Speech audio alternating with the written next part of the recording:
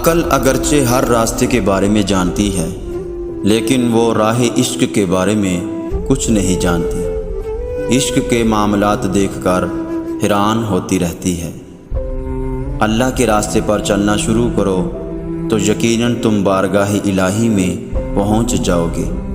اس سفر میں کوشش شروع کرنا تمہارا کام ہے، پھر عشق الہی کی کشش تمہاری باقی منزلیں خود بخود آسان بنا دے گی۔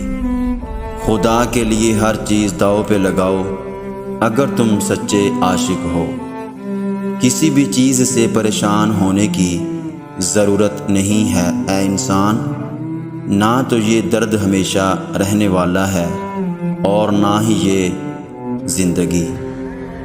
اللہ تعالیٰ جب کسی بندے سے ناراض ہوتا ہے تو اسے پاکیزہ لوگوں کی عیب جوئی میں مشغول کر دیتا ہے۔